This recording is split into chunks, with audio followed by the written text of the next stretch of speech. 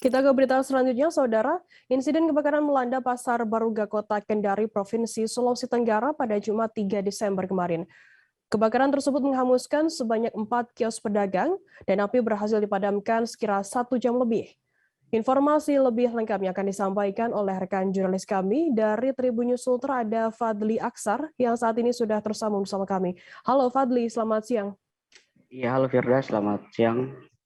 Fadli, bisa Anda informasikan bagaimana kronologi kebakaran di Pasar Baruga, Kota Kendari ini? Iya, baik. Kebakaran terjadi di Pasar Baruga, Kota Kendari, Provinsi Sulawesi Tenggara pada Jumat dini hari pukul 12.00 WITA.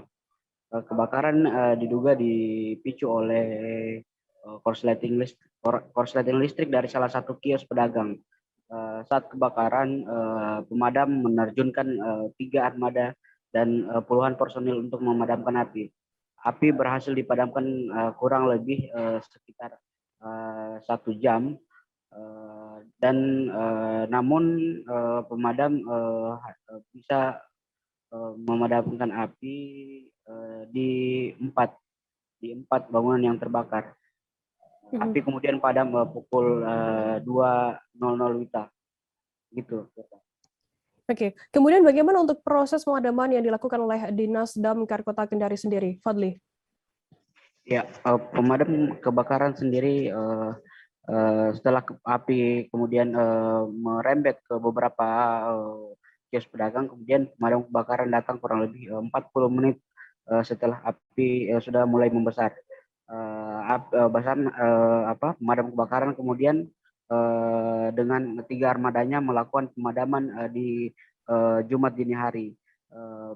Api berhasil dipadamkan pukul 2 dini hari. Dalam kronologi kebakaran itu sendiri tidak ada korban jiwa. Tidak ada korban jiwa karena saat api membakar sejumlah kios pedagang, pemilik kios sendiri tidak ada di tempat. Begitu, Firda. Kemudian seberapa bangunan kios yang terbakar dan kerugian? Apakah sudah ada informasi mengenai taksiran kerugian yang timbul akibat kebakaran ini, Fadli? Ya, menurut polisi ada 4 bangunan kios pedagang yang hangus terbakar. Dari 4 bangunan kios itu mereka mencatat kerugian kurang lebih 450 juta. Bangunan yang terbakar itu merupakan pedagang pakaian yang dimana sudah ditinggalkan oleh penghuninya, begitu, oleh pedagang sendiri. Gitu.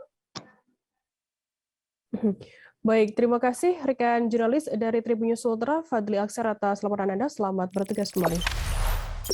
Jangan lupa subscribe, share, komen, dan like ya.